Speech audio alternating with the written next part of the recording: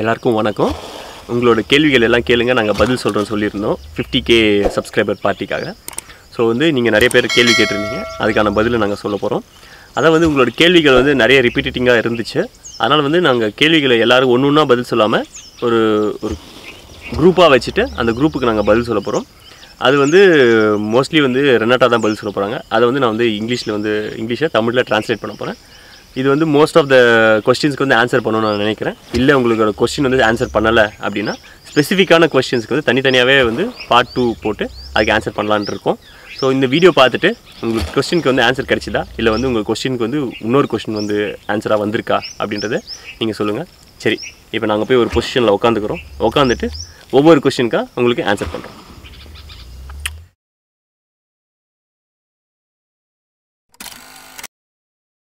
எல்லோரும் ரெனாட்டாவோட பேரண்ட்ஸ் பற்றி கேட்டிருந்தீங்க. அவங்களுக்கு வந்து இதெல்லாம் பார்த்தா சந்தோஷமாக இருக்கா, அவங்க எப்படி ஃபீல் பண்ணுறாங்க, அவங்களோட சொந்தக்காரங்களை பற்றி சொல்லுங்கள், அவங்களோட பிரதர்ஸ் அண்ட் சிஸ்டர்ஸ் பற்றி சொல்லுங்கள் அப்படின்னு கேட்டிருந்தீங்க. ஸோ ரெனாட்டாவே அவங்களோட ஃபேமிலி பற்றி சொல்லுவாங்க. My family is not that big as huge Indian families. My parents stay in Poland, the place where I was born and raised, and I have also a sister who is staying currently in US. And both my parents are very happy that I took decision to move to the place where I am happy. So the same freedom of decision making we want to pass to kids. My mom and my sister visited us in India in 2017, but the climate was a little bit too much for them, a little bit too much demanding. So we'll see if they're going to check in our village. We have a sister who is actually my twin sister, and if by any chance you see someone similar to me in the US, don't take it for granted. This is just my sister copy, and I'm still here in India in Tamil Nadu. அவங்க என்ன சொல்கிறாங்கன்னா, அவங்களோட parents வந்து அவங்களுக்கு வந்து இவங்க சந்தோஷமாக இருந்தால் அவங்க சந்தோஷமாக இருக்கிறதா. ஓகே, அதுக்கப்புறம் வந்து அவங்க பேரண்ட்ஸ் வந்து இவங்களை வந்து என்ன டிசிஷன் வேணால் எடுக்கலான்னு சொல்லி அந்த ஃப்ரீடம் கொடுத்துருக்காங்க. அதே ஃப்ரீடமை வந்து இவங்க வந்து நம்மளோட குழந்தைங்களுக்கும் கொடுக்கணும். அதுதான் இவங்களோட ஆசையாக இருக்குது. அடுத்தபடியாக என்ன சொல்கிறாங்கன்னா, இவங்களுக்கு வந்து ஒரு சிஸ்டர் இருக்காங்க. அவங்க வந்து ட்வின் சிஸ்டர். ஸோ அவங்க பார்க்குறதுக்கு இவங்கள மாதிரியே இருப்பாங்க. அவங்க யூஎஸில் இருக்காங்க.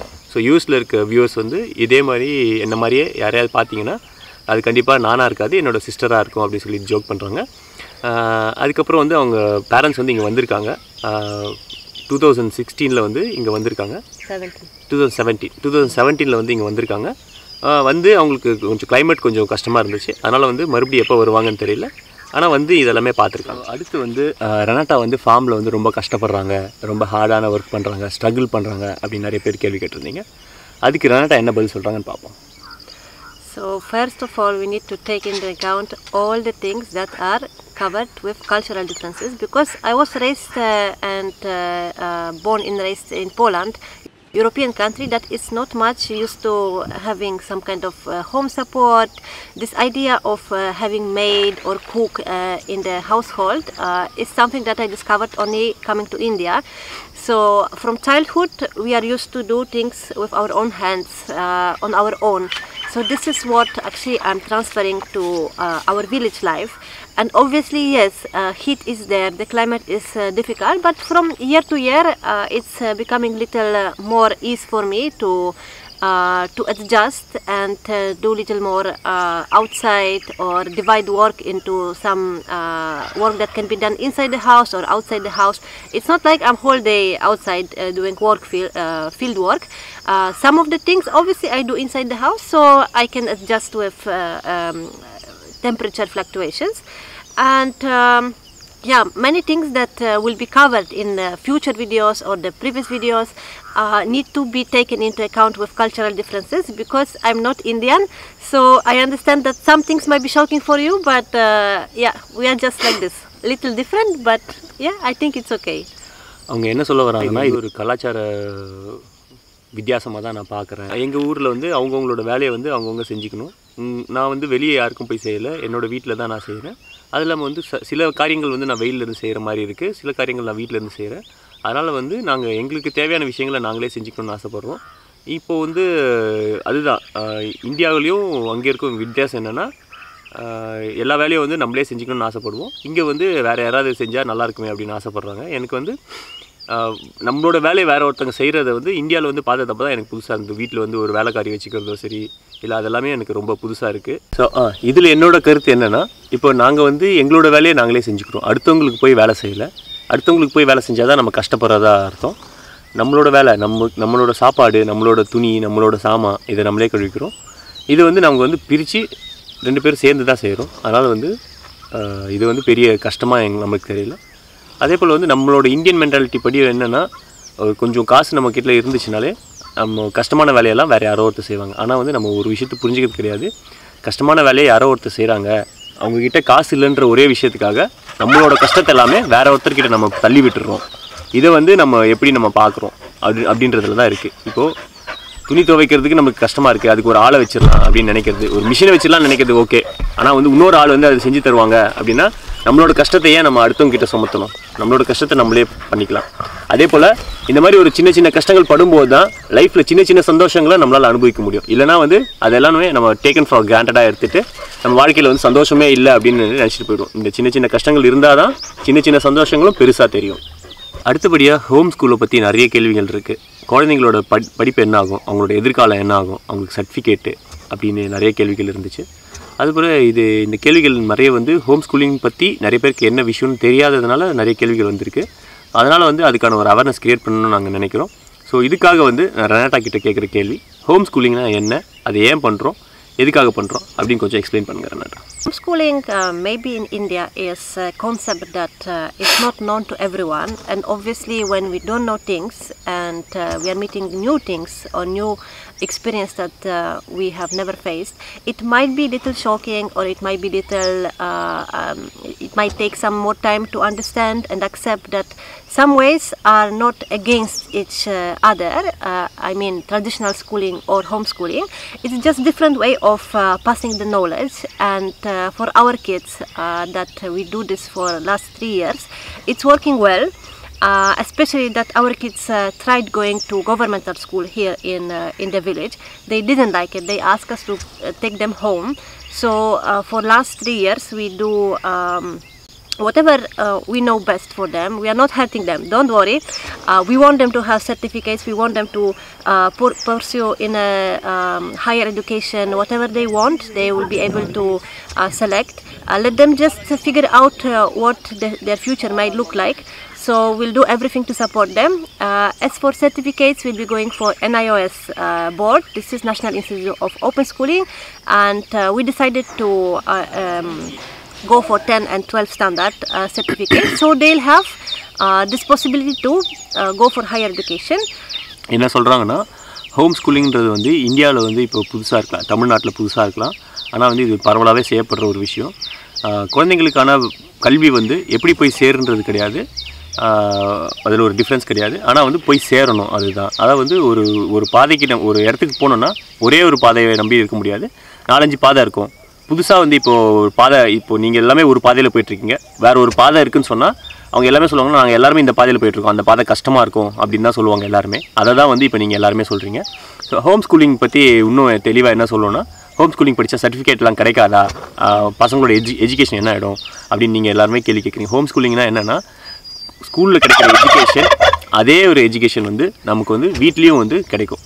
இப்போ வந்து ஸ்கூலில் டீச்சர் பண்ணுறத நம்ம வந்து வீட்டில் இருந்து நம்ம தான் வந்து குழந்தைங்களுக்கு டீச்சராக இருந்து பண்ண போகிறோம். குழந்தைங்க அதே போல் எக்ஸாம் வந்து ப்ரைவேட்டாக எழுதிக்கலாம். இப்போ 10th ஸ்டாண்டர்ட் எக்ஸாமும் 12th ஸ்டாண்டர்ட் எக்ஸாமும் ப்ரைவேட்டாக எழுதிக்கலாம். இப்போ எப்படி சிபிஎஸ்சி இருக்குது, மெட்ரிகுலேஷன் இருக்குது, ஸ்டேட் போர்டு இருக்குது, அதே போல் வந்து national institute of open schooling அவங்களோட சிலபஸ் தனியாகவே இருக்குது. அந்த சிலபஸ் ஃபாலோ பண்ணி 10th standard and 12th standard exam எழுதிட்டு அதுக்கப்புறம் அவன் இன்ஜினியர் ஆகணுமோ, டாக்டர் ஆகணுமோ, இல்லை வந்து ஒரு போலீஸ் ஆகணுமோ, இல்லை வந்து வேறு என்ன ஆகணுமோ, அவங்களுக்கு என்ன விருப்பம் இருக்கோ அதை வந்து அவங்க ஆயிக்குவாங்க. அதனால் வந்து சர்டிஃபிகேட் கிடைக்காதுன்றது வந்து ஒரு மாயை. அதை நாங்கள் வந்து இப்போ தெளிவாக சொல்லிட்டோம். அவங்களுக்கு சர்டிஃபிகேட் இருக்குது, அவங்களுக்கு தனியாக வந்து போர்டு எக்ஸாம்ஸ் இருக்குது. இப்போது சிபிஎஸ்சிக்கு தனியாக எக்ஸாம் இருக்குது, மெட்ரிகுலேஷனுக்கு தனியாக எக்ஸாம் இருக்குது. எக்ஸாம் தனித்தனியாக நடக்கும். அதே போல் வந்து NIOSக்கும் எக்ஸாம் தனியாக நடக்குது. அதில் வந்து நம்ம ஃபீஸ் கட்டிட்டு நம்ம போய் பசங்களை வந்து எக்ஸாம் எழுத வச்சா அவங்க வந்து பாஸ் ஆகிட்டாங்கன்னா அதுக்கப்புறம் அவங்க காலேஜ் போகலாம். அடுத்தபடியாக நீங்கள் கேட்குற கேள்வி வந்து அவங்களோட சோஷியல் லைஃப் எப்படி இருக்கும் அப்படின்றது ஒரு இதுவாக வைக்கிறீங்க. அது வந்து நான் என்ன சொல்ல வரேன்னா, குழந்தைங்க வந்து சின்ன பசங்களை பார்த்து கற்றுக்கிறத விட பெரியவங்களை பார்த்து தான் நிறையவே கற்றுக்குறாங்க. நமக்கு வந்து டைம் இல்லை, நமக்கு குழந்தை கூட போய் ஸ்பெண்ட் பண்ணுறதுக்கு டைம் இல்லை. அதனால் ஈஸியாக இருக்கிறதுக்கு என்னென்னா போய் பக்கத்து வீட்டு குழந்தை கூட விளையாடு, போய் ஸ்கூலில் போய் 10 பர்சன்ட் கூட இருந்து படி அப்படின்னு நம்ம சொல்லிடுறோம். அப்போ வந்து குழந்தைங்க கிட்ட இருந்தால் கற்றுக்குறாங்கன்னா அந்த டீச்சரே நம்ம குழந்தையா போட்டுடலாமே, ஏன் நம்ம வந்து ஒரு பெரிய ஆளை டீச்சராக போடுறோம்? குழந்தைங்க வந்து பெரியவங்க கிட்ட இருந்தால் நிறைய கற்றுக்காங்க. எவ்வளோக்கு எவ்வளோ நம்ம பெரியவங்க குழந்தைங்க சுற்றி இருக்காங்களோ அவ்வளோக்கு எவ்வளோ குழந்தை வந்து இன்டெலிஜென்ட்டாகவும் நல்ல சுட்டித்தனமாகவும் இருக்கும். இப்போ எடுத்துக்காட்டு வந்து ஒரு தாத்தா பாட்டி கூட வாழ்கிற குழந்தைங்க வந்து ரொம்ப ரொம்ப ரொம்ப அறிவாளியாகவும் ரொம்ப புத்திசாலியாகவும் இருப்பாங்க. ஆனால் வந்து அதே வந்து ஒரு அம்மா அப்பா கூட மட்டும் இருக்கிற ஒரே குழந்தையாக இருக்க குழந்தைங்க வந்து கொஞ்சம் ஸ்ட்ரகிள் பண்ணுவாங்க. ஸோ அந்த மாதிரி நேரத்தில் வந்து அவங்களுக்கு வந்து ஈஸியாக இருக்குது என்னென்னா, இன்னொரு ஸ்கூலில் தூக்கி போய் போட்டு நம்ம 2 பேரும் வேலைக்கு போவோம், ஸ்கூலில் தூக்கி போய் போட்டு ஸ்கூலில் எல்லாமே பார்த்துக்குவாங்க. அப்படி கிடையாதுங்க. நீங்கள் ஸ்கூலில் போய் போட்டாலும் வீட்டில் உட்காந்து ஹோம்ஒர்க் கொடுப்பாங்க, அதை நீங்கள் தான் உட்காந்து செஞ்சு தரணும். ஸோ அது வந்து நம்ம ஸ்கூலுக்கு அனுப்பி நம்ம ஹோம்ஒர்க்கை செஞ்சு தரதுக்கு பதில் நம்மளே ஹோம்ஒர்க்கை செஞ்சு கொடுத்துட்டு அதை வந்து நம்ம காசை நம்ம சேமிச்சிக்கலாம். இதுதான் எங்களோட கான்செப்ட்டுங்க. மற்றபடி வந்து குழந்தைங்களை வந்து கஷ்டப்படுத்துகிறோம், அவங்க லைஃப்பில் ஃப்யூச்சர் என்ன பண்ணுவாங்க அப்படின்னு நிறைய பேர் கேள்வி கேட்டிருக்கீங்க. உங்களோட கேள்வி வந்து அறியாமையினால் வந்தது. அதை வந்து நாங்கள் இன்றைக்கி தெளிவாக சொல்லிட்டோம். குழந்தைங்களோட ஃப்யூச்சர் வந்து நாங்கள் ஸ்பாயில் பண்ணல. குழந்தைங்களுக்கு வந்து இவ்வளோ ஆப்ஷன்ஸ் இருக்குதுன்னு நாங்கள் சொல்கிறோம். நீ வந்து டாக்டர் ஆகு, நீ இன்ஜினியர் ஆகு, நீ வந்து போலீஸ் ஆகு அப்படின்னு சொல்லி நாங்கள் ஃபோர்ஸ் பண்ணல. இந்த ப்ரொஃபஷன் எல்லாமே இருக்குது. உனக்கு எது பிடிச்சிருக்கோ அதை நீங்கள் பண்ணிக்கோங்க. நீங்கள் வந்து கார்பெண்டரானா வந்து நான் வந்து உன்னை திட்ட போகிறது கிடையாது. இல்லைனா நீ போய் ஒரு கடையை வச்சு, நான் ஒரு மளிகை கடை வச்சுன்னா நான் திட்ட போகிறது கிடையாது. உனக்கு என்ன விருப்பமோ, உனக்கு என்ன சந்தோஷமோ அதை நீ பண்ணிக்கணும். நீ வந்து இந்தியாவில் தான் இருக்கணும்னு கட்டாயம் கிடையாது. உனக்கு வந்து 18 வயசு ஆகும்போது இவனுக்கு வந்து எந்த பாஸ்போர்ட் வேணுமோ அந்த பாஸ்போர்ட் நீ எடுத்துக்கிறதுக்கு விஷயங்கள் பண்ணி வச்சுருக்கோம். அதனால் குழந்தை 18 வயசு ஆகும்போது அவன் முடிவு பண்ணிக்குவான் எங்கே இருக்கணும், எங்கே படிக்கணும், என்ன பண்ணணும்னு. ஸோ அதனால் வந்து நம்ம யாருமே அதை பற்றி இன்னும் கவலைப்பட வேண்டிய அவசியம் இல்லை. As for social life for kids, because we know that you might be a little bit worried about this one as well, we have visitors here on the farm. Our family, relatives, neighbors, different local people coming in and out on our farm. So kids have these interactions with other people. We are not isolating them, and we do care that they have equally interactions with kids and adults, because we believe more of the knowledge will be passed from adults who have more experience to them rather than interacting with same age kids. And for profession that they may select or not, we also need to take into account that the professions that are here right now may not be available during the time that they are going to select what they want to be in life. So for example, imagine a simple thing like social media. 5-10 years back we didn't have anything like TikTok. We didn't have any much market for YouTubers. Right now this is rolling, and we don't know what is going to happen in 10 or 15 years that they are going to select their future career path. So let them select what they want to be based on their needs and their interests. வரவு செலவு பற்றி கேட்டிருக்கீங்க. ஃபார்மில் வந்து எவ்வளோ income வருது, எவ்வளோ expense ஆகுது அப்படின்னு சொல்லி கேட்டிருந்தீங்க. நாங்கள் வந்து இந்த ஃபார்மை ஸ்டார்ட் பண்ண ஆரம்பித்தப்போ எங்களுக்கு வந்து ஒரு 5 இயர்ஸ் வந்து நாங்கள் ஒரு டைம் வச்சுக்கிட்டோம். அந்த டைமுக்குள்ளே தான் நம்ம வந்து இன்கம் வந்து பார்க்க முடியும். அது வரைக்கும் வந்து இன்கம் இல்லாமல் தான் நம்ம ரன் பண்ணணும் அப்படின்னு ஒரு மைண்ட் செட்டில் அதுக்கான சேவிங்ஸை எடுத்துகிட்டு தான் நம்ம இந்த இடத்துல இறங்கணும். ஸோ வந்து இப்போது என்னென்னா, இப்போ லாஸ்ட் 3 இயர்ஸ் தான் நம்ம வந்து பெருசாக எதுவுமே இன்கம் கிடையாது. இப்போ ஒரு லாஸ்ட் 2-3 மந்த்ஸ் தான் இப்போ முயல்லேருந்து நமக்கு இன்கம் வர ஆரம்பிச்சிருக்கு. ஸோ அந்த இன்கமும் கூட வந்து என்னென்னா ஸ்டெடியாக இருக்காது. ஒரு சில டைம் வந்து 4000 வரும், ஒரு சில டைம் 6000 வரும், ஒரு சில டைம் கொஞ்சம் அதிகமாக வரும் மந்த்லி. ஸோ வந்து அதை வச்சு நாங்கள் வந்து எங்களோட எக்ஸ்பென்சஸை வந்து சமாளிக்கிறோம். அப்போ முடியாத பட்சத்தில் வந்து சேவிங்ஸ்லேருந்து நம்ம எடுத்து போடுறோம். ஸோ பின் பாயிண்ட்டாக வந்து எவ்வளோ இன்கம் எவ்வளோ எக்ஸ்பென்சஸ் கேட்டிங்கன்னா, எடுத்துக்காட்டாக ஒரு ஆவரேஜாக ஒரு 6000 மந்த்லி எங்களுக்கு வந்து முயல்லேருந்து வருதுன்னு வச்சுக்கோங்க. எங்களுக்கு வந்து மளிகை சாமான் மாதத்துக்கு ஒரு 2500 3000 3500 கொஞ்சம் டிஃபர் ஆகும். ஒரு வாரம் ஒரு மாதம் வந்து ஒரு விஷயம் எக்ஸ்ட்ரா வாங்குவோம், ஒரு வருஷம். ஸோ ஆவரேஜாக வந்து 3000 ரூபா ஆகும் எங்களுக்கு மாதத்துக்கு மளிகை சாமான்.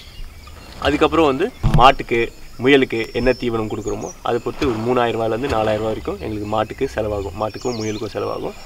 மற்றபடி கிட்ஸுக்கு ஸ்நாக்ஸு ஃப்ரூட்ஸு அந்த மாதிரி வந்து ஒரு 1000 ரூபாயிலேருந்து 2000 ரூபா வரைக்கும் செலவாகும். ஸோ இந்த மாதிரி தான் ஆகிட்டுருக்கு. எங்களுக்கு வந்து எங்கெல்லாம் வந்து காசு அதிகமாக செலவாகுதோ அதை வந்து நாங்கள் இப்போதைக்கு சேவிங்ஸில் இருந்தால் எடுத்து பண்ணுறோம். இந்த செலவு கூட வந்து ஃப்யூச்சரில் வந்து ரொம்ப கம்மியாகிடும். ஏன்னா வந்து இப்போ நாங்கள் வந்து வீடு கட்டுறதுலையும் ஃபார்ம் இன்ஃப்ராஸ்ட்ரக்சர்லையும் நாங்கள் வந்து கவனம் செலுத்துறதுனால ஃபார்ம் ப்ரொடியூஸில் வந்து நாங்கள் கவனம் அவ்வளோவா செலுத்துறதில்ல. அதான் வந்து வெஜிடபிள்ஸு, அதுக்கப்புறம் ரைஸு, அதுக்கப்புறம் நமக்கு தேவையான விஷயங்களை நம்ம பயிர் பண்ணுறதுல நாங்கள் வந்து கொஞ்சம் கவனம் கம்மியாக செலுத்துகிறோம். ஃபுட் ஃபாரஸ்ட் இருக்குது.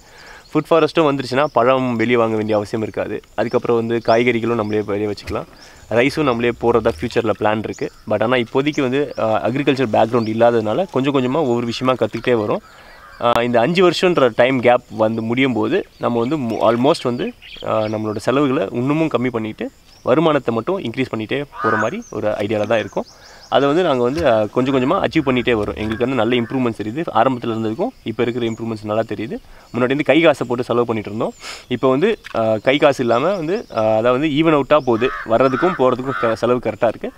அதிகமாகச்சுன்னா நம்ம சேவிங்ஸ்லேருந்து எடுத்துக்கிறோம். அதனால் வந்து இப்போ பிரச்சனை இல்லாமல் போயிட்டுருக்கு. இதே போல் இந்த மாதிரி வரணும், இதுக்கு வந்து எவ்வளோ காசு இருந்தால் நான் வந்து இந்த மாதிரி ஒரு லைஃப் ஸ்டைலுக்கு வரலாம் அப்படின்னு என்ன நிறைய பேர் கேள்வி கேட்டிருக்கீங்க. இந்த கேள்வி என்ன கேட்கக்கூடாது, நீங்கள் வந்து உங்களையே கேட்கணும். அதாவது வந்து ஒரு மாதத்துக்கு உங்களுக்கு எவ்வளோ எக்ஸ்பென்ஸ் ஆகுதுன்னு பார்த்துக்கோங்க. ஸோ அந்த மாதிரி வந்து ஒரு 2 வருஷம் 3 வருஷத்துக்கான செலவை வந்து நீங்கள் வந்து சேமித்து வச்சுக்கோங்க. அதுக்கப்புறம் வந்து தைரியமாக நீங்கள் இறங்குங்க. அந்த 3 வருஷத்துக்குள்ளே உங்களோட 3 வருஷமோ ஒரு 5 வருஷமோ அதுக்குள்ளே உங்களோட ஃபார்ம்லேருந்து உங்களுக்கு வருமானம் வர ஆரம்பிச்சிடும். அதாவது வந்து இது ஒரு பிஸ்னஸ் மாதிரி. நான் இன்றைக்கி காசு போட்டால் நாளைக்கு காசு வரும்னு நினைக்காதீங்க. ஆனால் காசு கண்டிப்பாக வரும். பொறுமை ரொம்ப அவசியம். அந்த பொறுமை இருக்கிறவங்க தான் ஜெயிக்கிறாங்க. பொறுமை இல்லாதவங்க இதை விட்டுட்டு மறுபடி காசுக்காக வேறு வேலைக்கு தான் போகிறாங்க. நிறைய பேருக்கு எங்களோட லவ் ஸ்டோரி பற்றி தெரிஞ்சுக்கணும்னு ஆசைப்பட்டீங்க. ஸோ லவ் ஸ்டோரி பற்றி ரெண்டாவே சொல்லுவாங்க. We met in 2013. I started my internship in one of the Indian corporations in Chennai, and during weekends time I wanted to go somewhere to nature. I didn't want to be all the time in the city, so I went for trekking, and that's how I met this guy, and we liked each other, and somehow a very difficult situation because of family maybe saying no. We got married, and rest is the history. Rest you can follow here. தமிழில் சொல்லிடுறேன், நிறைய பேருக்கு புரியாதுன்றதுனால. நாங்கள் வந்து 2013 சந்தித்தோம். எங்கே சந்திச்சோன்னா மலையில் தான் சந்தித்தோம். ஃபஸ்ட்டு நாங்கள் வந்து வீக்கெண்ட்ஸ் அப்போ மலைக்கு போவோம். சும்மா வந்து சிட்டிலே இல்லாமல் காடு மலைன்னு சொல்லிட்டு சுற்றிட்டு இருப்போம் இயற்கையான இடத்துல. அப்போ வந்து இவங்க வந்து இந்தியாவுக்கு வந்து இன்டர்ன்ஷிப், அவங்க காலேஜ் முடிச்சுட்டு இன்டர்ன்ஷிப்காக வந்திருந்தாங்க. அப்போ வந்து அவங்க வேலையெல்லாம் முடிச்சுட்டு சனி ஞாயிறானா இந்த மாதிரி போவோம். அப்போ வந்து அது மாதிரி போகும்போது ஒரு ட்ரெக்கில் ஒரு ஈவெண்ட்டில் தான் நாங்கள் 2 பேரும் மீட் பண்ணுறோம். மீட் பண்ணிவிட்டு அப்புறம் 2 பேரும் நல்லா பேசி பழகிறோம். அதுக்கப்புறம் வந்து என்னாச்சுன்னா அவங்களோட வேலை வந்து முடியுது. அந்த 1 இயர் கான்ட்ராக்ட் முடிஞ்சிட்டு அவங்க வந்து போலாந்து போகணுன்ற ஒரு சுச்சுவேஷன் வருது. ஸோ அப்போ வந்து இல்லை நான் போக மாட்டேன், நான் இங்கே தான் இருக்க போகிறேன் அப்படின்றாங்க. ஏன்னா வந்து வீசா இல்லாத ஒரு விஷயத்தினால இருக்க முடியாது. அதனால் வந்து சரி ஓகே நம்ம கல்யாணம் பண்ணிக்கிட்டா இங்கே இருக்கிறதுக்கு பிரச்சனை இருக்காதுன்னு சொல்லிட்டு மேரேஜ் ஆகிடுச்சு. அதுக்கப்புறம் மற்றது எல்லாமே வந்து நீங்கள் இந்த வீடியோவில் பார்க்குறீங்க. இன்னும் டீட்டெயிலாக வேணும்னா நாங்கள் வேணால் வந்து தனியாக வந்து ஒரு எக்ஸ்க்ளூசிவான ஒரு வீடியோ போடுறோம். நீங்கள் பார்த்து சந்தோஷப்படுங்க. இன்னும் டீட்டெயிலாக சொல்கிறோம், என்ன எப்படி நடந்துச்சு, என்ன பண்ணுவோம் அப்படின்ட்டு டீட்டெயிலாக சொல்கிறோம். நிறைய பேருக்கு வந்து சந்தேகம் இருக்குது, குழந்தைங்க வந்து தமிழ் பேசுவாங்களா இல்லையா அப்படின்னு. குழந்தைங்க வந்து தமிழ் நல்லாவே பேசுவாங்க. இப்போ தான் வந்து எழுதவும் படிக்கவும் கற்றுக்குறாங்க. இங்கிலீஷும் பாலிஷும் நல்லா பேசுவாங்க. பட் இங்கிலீஷ் வந்து எழுதுவாங்க, பேசுவாங்க, படிப்பாங்க. பாலிஷ் வந்து பேச மட்டும் செய்வாங்க. தமிழ் வந்து பேச எழுத கற்றுக்குறாங்க. இன்னும் வந்து சரளமாக படிக்கிறதுக்கும் கற்றுக்கிட்டே வராங்க. என் பேர் தேஜஸ். நான் ஒரு போலீஸ் ஆக போகிறேன். என் ஃபேவரட் ஸ்பாட் பேக் ஃப்ளிப், அப்புறம் பேக் கிக். வணக்கம், என் பேர் ரோஹிணி. நான் ஒரு ஜிம்னாஸ்டிக் ஆக போகிறேன். அப்புறம் நான் ஜிம்னாஸ்டிக் ஆகிட்டு கல்யாணம் ஆக போகிறேன். வணக்கம்,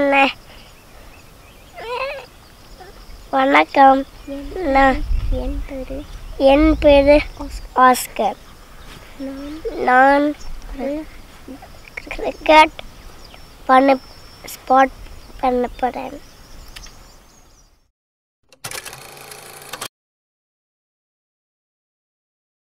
So let them select. மூஞ்சி நக்காதரா, மூஞ்ச பாரு. மூஞ்சி நக்காதரா. Don't